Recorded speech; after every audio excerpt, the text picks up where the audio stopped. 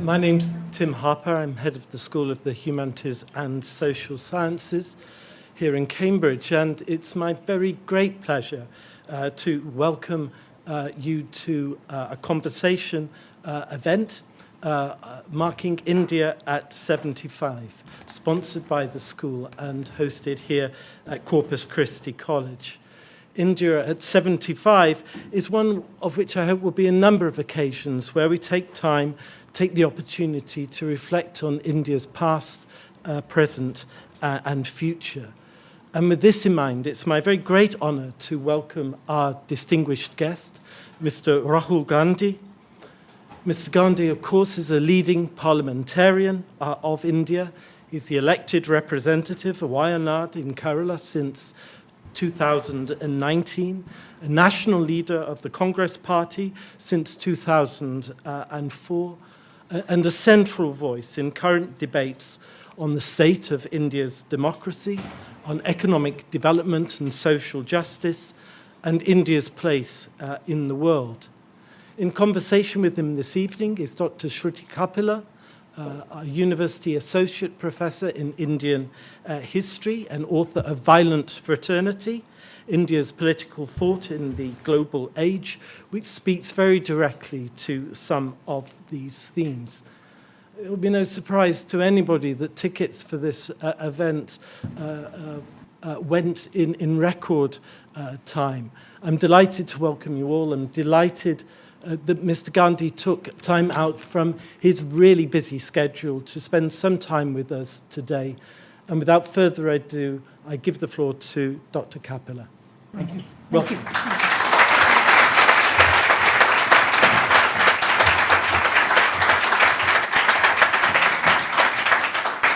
Well, thank you, Tim, and a very warm welcome. It's a total pleasure and joy to welcome Mr. Rahul Gandhi to Cambridge, to his own old home, but also my home here, away from home in India. And it's particularly nice that he chose London and Cambridge to kind of break the sort of fasting that has gone in mobility during COVID. So it's great that you're here. And I'm not going to sort of give a longer introduction because everyone knows who he is, and it's a real honor to get the chance to speak with you on some of the most pressing issues, not just facing India, because India is certainly facing a turning point in its identity, but also globally. I think this is a moment of identity crisis, not just mere crisis because of Ukraine, because of China, and of course post-COVID. So let me actually say that, if we look at 75, 1947 is a landmark event, of course, in world history, not because India is, of course, the first country to be decolonized from the empire since America. So that in itself is a landmark event. But also, the time was, if you look at Nehru, the old alum here, the great Nehru, who kind of is, synonymous with modern India, the idea of freedom and optimism really captivated Indians despite, as it were, the legacy of partition, the violent legacy of partition. I think 75 years down the road, I think India looks quite different. I don't mean simply in terms of optimism or pessimism. Freedom certainly seems to be in short supply in an everyday sense in India. But also, I think, it's not really a secret that, in a way, India seems to be preparing for a new identity to anoint a different kind of India, perhaps in the centenary year of the formation of the RSS in 2025, which is to say that since the arrival of Prime Minister Modi, certainly in the second mandate, we've seen an aggressive recasting of India's legal and cultural institutions to redefine its compact, not just with its own citizens, but also in the world at large, its own identity in foreign policy terms. So let me, let's break all of this down, but first ask you how you would describe the state of play in India at the moment. Why don't you come move ahead? Yeah. So, this is that. You have to move the chair closer, I'm afraid. Thank you.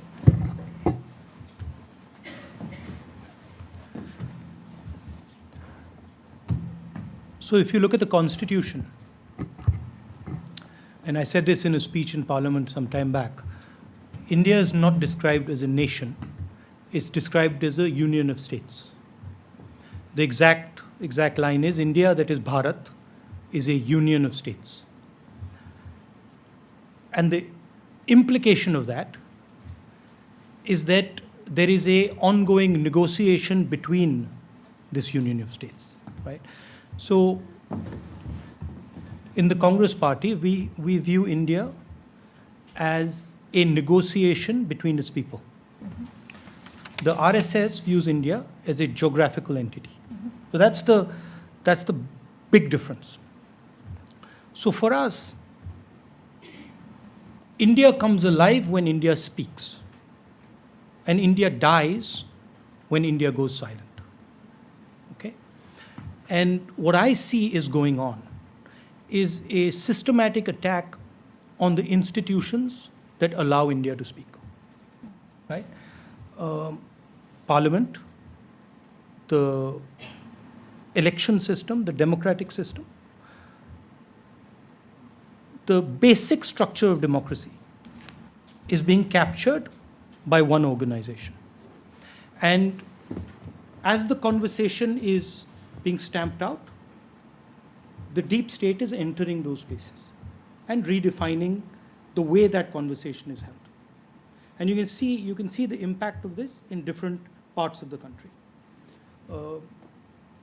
You can see this in the type of policies that are being implemented as well. So, for example, if you look at the way GST was implemented, instead of having a detailed negotiation with the states, So that's a national taxation program. right, the GST is the tax. Instead of having a long conversation, detailed conversation with the states, it's just decided that on so and so date at midnight we're going to do GST, right?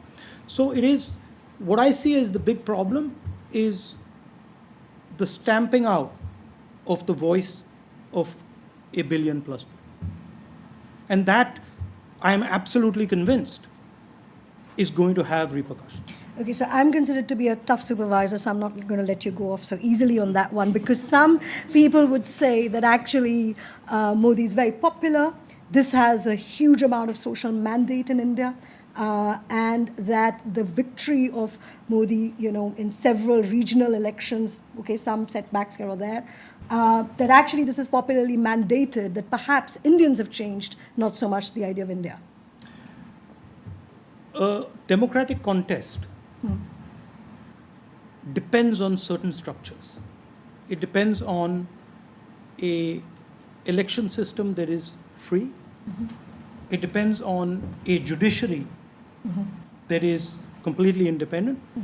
It depends on a press that is fair. And very importantly, it depends on the type of money that different political formations have. Right? So, if we are fighting an electoral contest, and we are fighting the institutional structure of India, right? We have taken things to the election commission, and we get no response, right?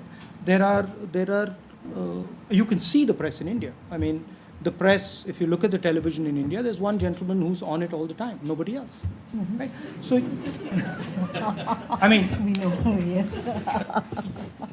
that's, you see one gentleman there, and he's the only gentleman who occupies that space. Now, in a sort of 21st century environment, where your means of communication is media, where your means of communication is social media, and they have total dominance over those, of course it will affect the mandate.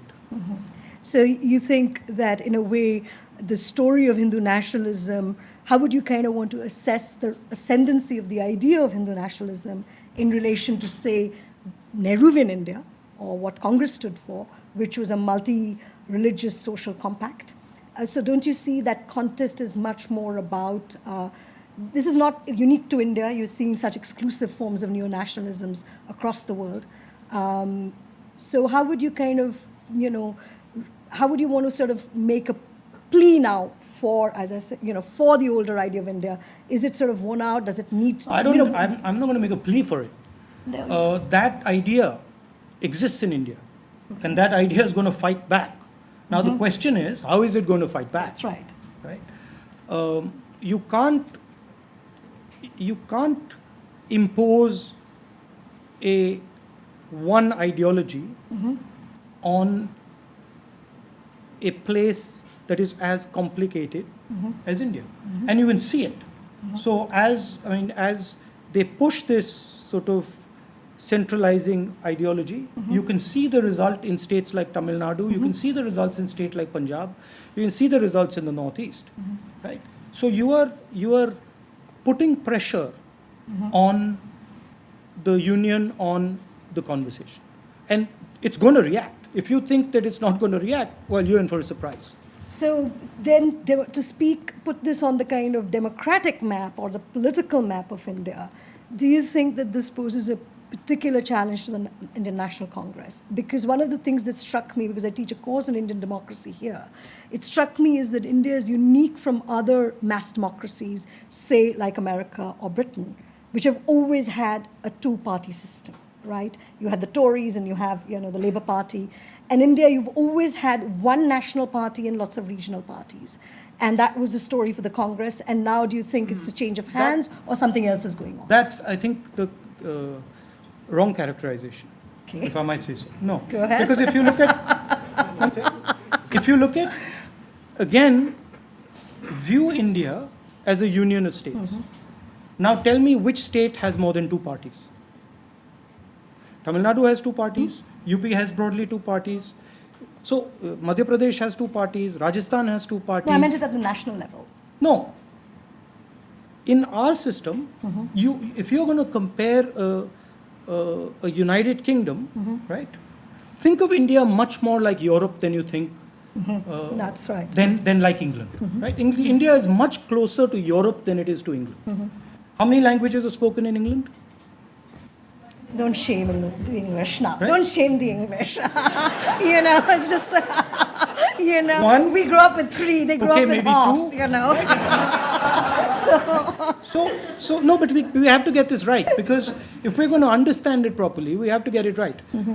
So it's much more accurate to think of India like Europe and think of a Europe that is politically and economically united.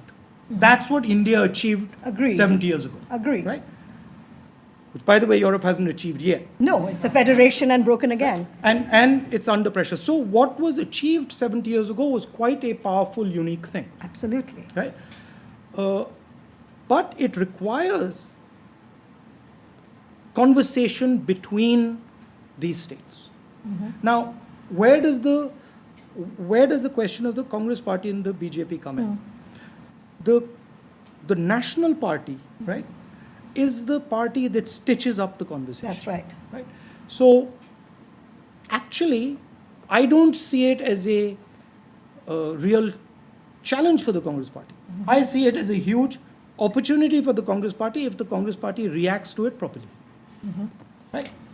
And all political formations go through transitions. Right? If you look at the record of the Congress Party, everybody gets excited that we are now not in power for 7 years, we're in power for 70 years. Right? And we've played a significant role in developing the country and in bringing India to where it is. Of course, we need to reinvent ourselves. That's right. We need to rethink. We need to rethink what our role is. We need to rethink how we interact with the people. So what would be the first thing you would think requires a rethink? The first thing that requires rethink is opening the doors of the Congress Party and bringing in millions and millions of youngsters into the party. So a new, Right? That's the first the thing. millennium. Okay. All right. Now, you're clapping, but this is not so easy. Yes. This is not, I see, when I was your age, I was like, yeah, that thing's easy to do.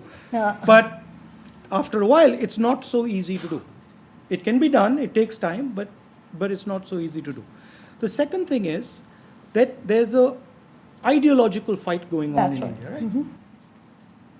There are two visions. One vision that says essentially the BJP vision, RSS vision, says the social order needs to be protected. Right? India should progress, but people shouldn't move up and down the social order. And what we are saying is that one man, one vote, everyone should have equal opportunity, everyone should have equal access. This is a contest.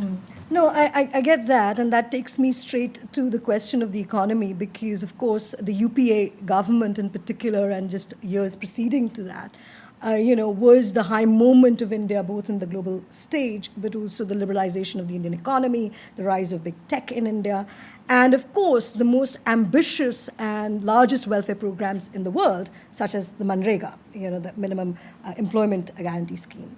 Now, the question really is that sort of model, in the sense you had high growth, high private investment, high liberalization, high interaction with the global economy, but also high public spending in India.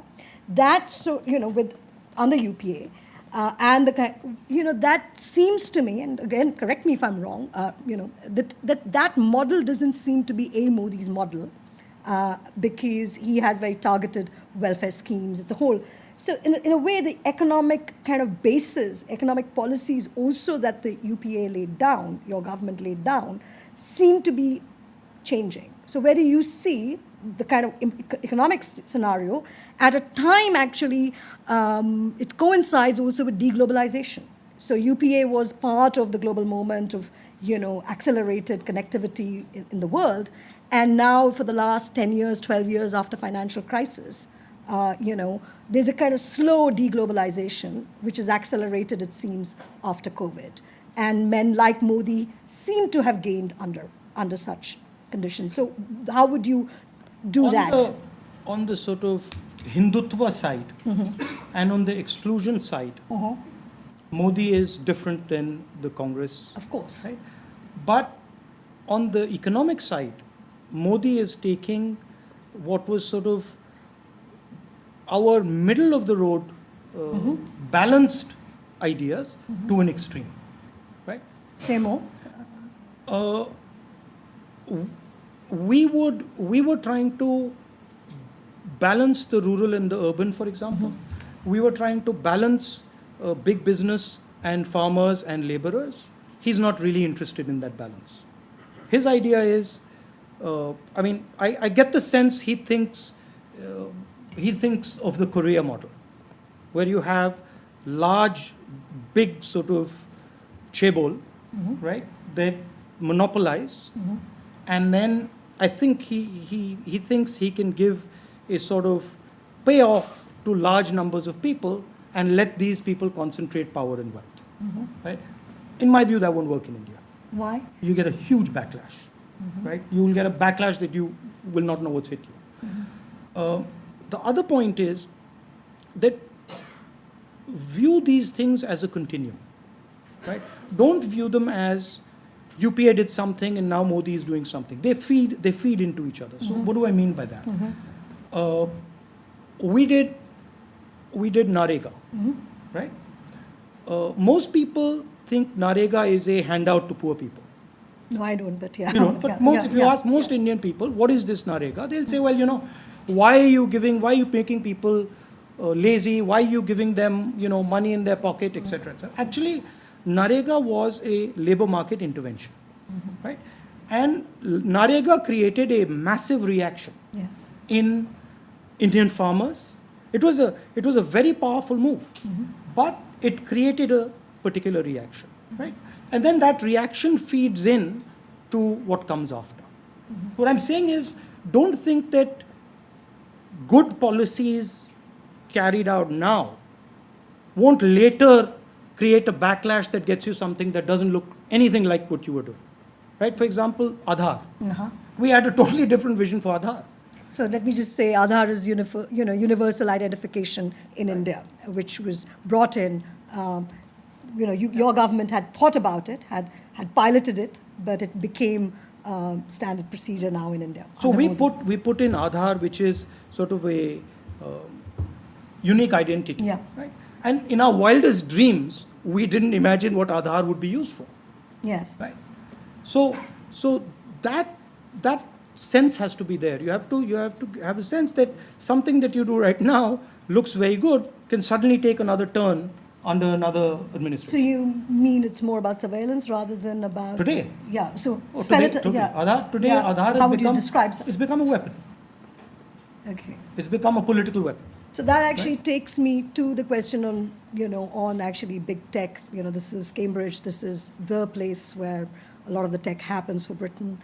And, of course, there was Cambridge Analytica, as you know, from here on misinformation, and in which actually several Indian elections were involved, as you know, quite apart from Brexit and what happened on the international stage. You mentioned monopolies also as well. So they're two related questions, or you might want to take them separately.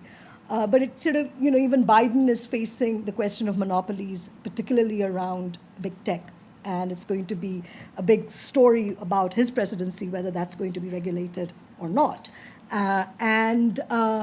So there's the problem of kind of information around elections, campaigning, around, say, Facebook and WhatsApp and other big tech. And then there's a related question of monopolies, which in India is not a tech monopoly. In America, it's a tech monopolies that they need to be broken.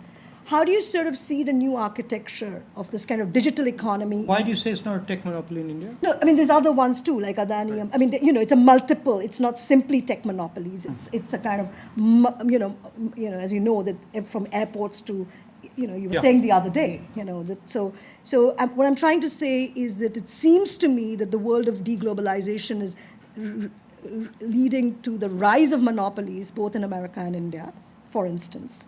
And in India, it's kind of couple of places, but in America, it's much more about tech, as you know, and these are also related to politics, because how are we now going to conduct elections? Well, I'll tell you my personal experience. I don't believe that the large social media companies are neutral.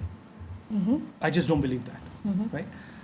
At least my experience in Indian politics, and I can give you examples. I'll give you one personal example, where on my Twitter account, I was getting 40,000 new users a day, right? And then I went to a girl was raped in Delhi, a Dalit girl, and I went there and I did a protest. And magically, my Twitter users went to zero. They went from 40,000 a day to zero. Right? And we wrote to Twitter and said, what's going on? Like, please explain this to us. No answer. They said, we don't have the data. We don't understand this. We are checking. 3 months later, we decided to get in touch with the Wall Street Journal. And we told the Wall Street Journal this. And a day before the Wall Street Journal article was coming out, it went back to 40,000. Yeah, that's interesting. That's my experience. Right? Now, it's the same with WhatsApp. I don't believe that these are neutral platforms. Yeah. Right? So what is to be done about them? For example, the head of Facebook has never met an Indian opposition leader. Yes. Right? He comes, he meets the Prime Minister, goes home. I think the CEO of Facebook was a BJP person. In Delhi, yes. In Delhi. Yeah. That's, Right? So why are we imagining that this thing is a neutral entity? It's not. No, I'm not. I'm not saying that. So, I'm but not yeah. saying that to you. But so the tech monopoly, if you look at the way Indian elections are being fought, they're essentially being fought on these platforms. Yeah, They're that's being right. fought on WhatsApp. They're being fought not so much on Twitter, but on WhatsApp, on Facebook, Yeah. on TikTok. Google. But TikTok's gone. Gone. Yes, I know. They were very important the last No, time. but this is very important. Yeah, But this is yeah. very important, right? Yeah. TikTok's gone. Yes, Why Jackie. is TikTok gone? Right? So, the first level of monopoly is the media monopoly. I think what someone said 140, 160 media entities owned by one person. Yes. Right? So you have a media monopoly, and then you have multiple monopolies, business monopolies, That's right. that provide finance to the BJP. Right? So that's what we're facing. So how would you maneuver this? This is so kind of hegemonic and so all-encompassing The- in this description. The then- only way to face it is by going directly to the people, which is what the Congress Party did before independence. That's the only way to face this. So back to Gandhi. Back to Gandhi. Social movement, protest movement, massive. Yeah, and there's massive movement. there's a lot of appetite for that. There's a lot of atmosphere for that, and the Congress Party needs to redesign itself to absorb that energy and use that energy to create a new vision for the country. Well, that's the. Okay, so I'm going to move you on a little bit and move you to the international scene because a lot of people were sort of, we talked a little bit about America, a little bit about tech companies, but we haven't really said anything about China.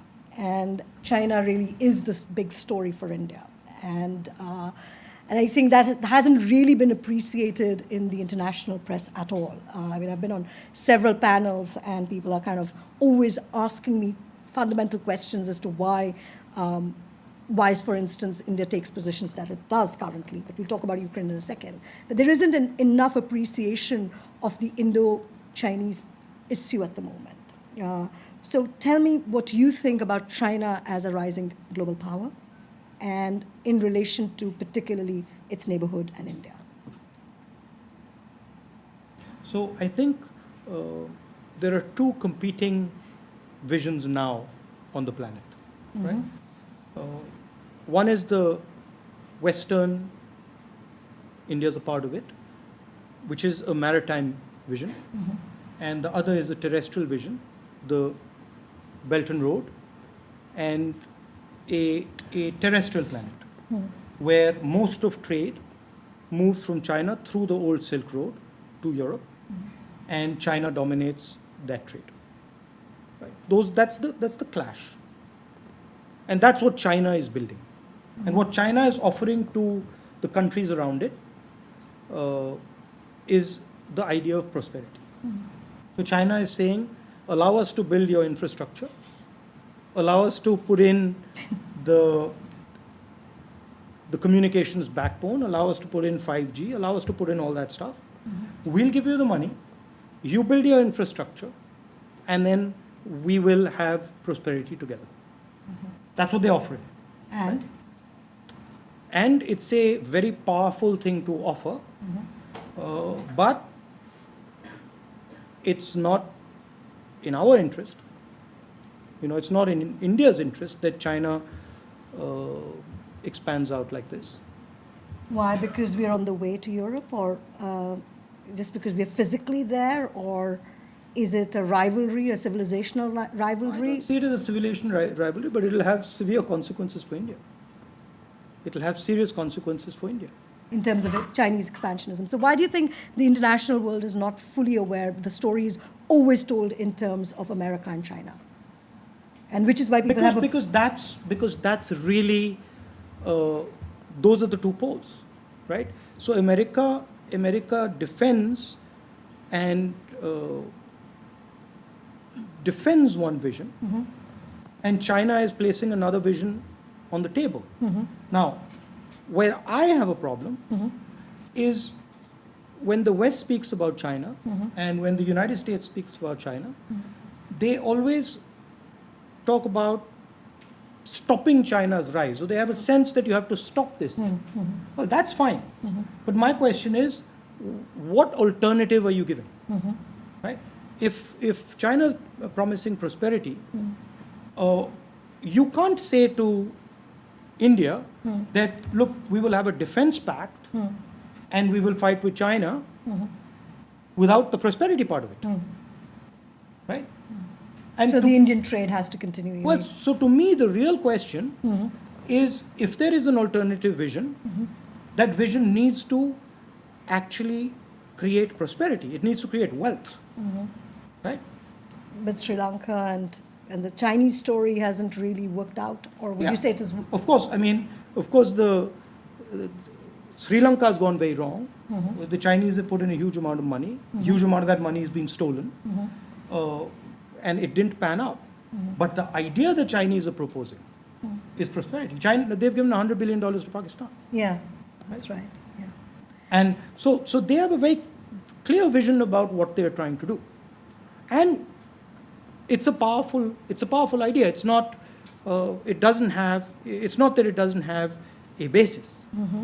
But from our perspective, I think we need to have an idea that provides prosperity. Of course, there is a defense angle to it, but there has to be an economic angle to it. Right. And currently, I don't see the economic angle to it. So in Our relationship with the United States, yeah, for example, yeah, is hugely about defense. that's right. It's moving that way. Clearly. More and more. But More it's- and more. I mean, when we talk to the Americans and the Americans talk to us, we talk about defense. Yeah. We don't talk about, okay, how do we jointly create prosperity and create a democratic model that can make people rich? And does that worry you? What do you mean? Yeah, it does. Yeah.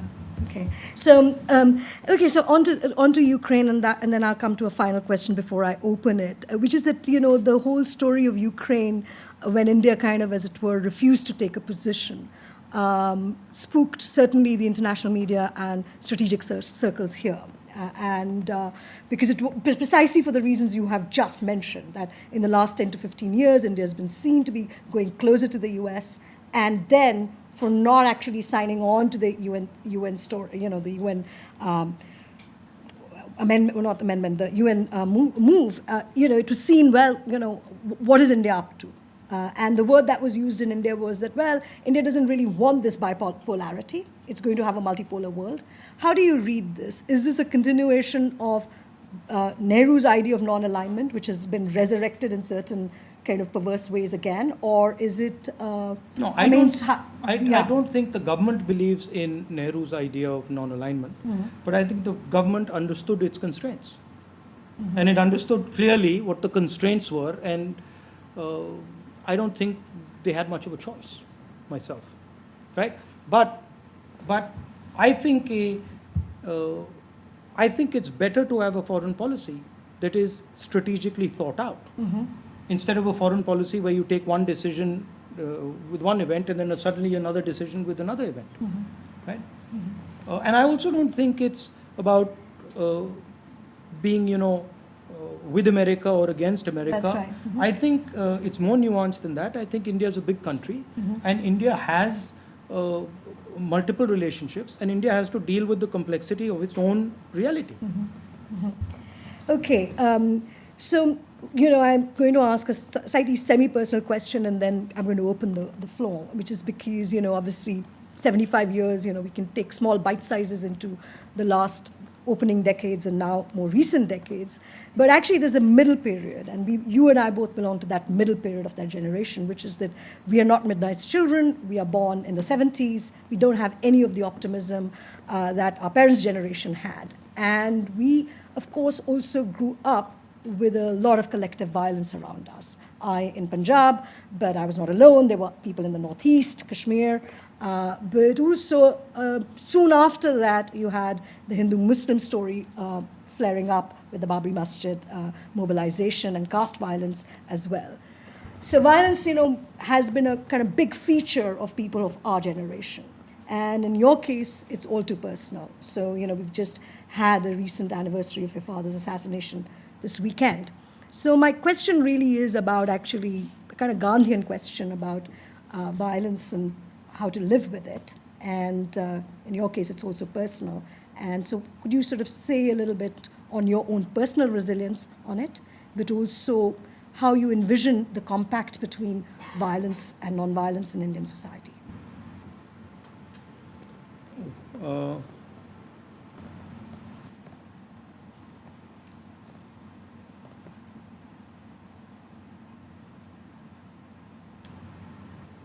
I think,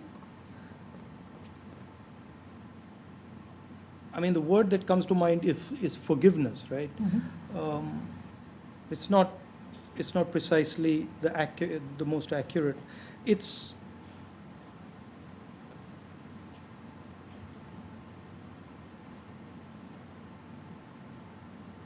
how do I put it? You realize. I'm thinking. You realize, right? No, because you've I didn't mean to stump you, but it's No, you a haven't very stumped me. obvious. It's a very No, you obvious haven't- question. You haven't stumped me. I But no just- one's asked you. I'm surprised. No, they've asked. Have they? I've not. Then why don't you have the? Because why don't I know I'm the trying answer? to go deeper in the answer. Okay, let's do this.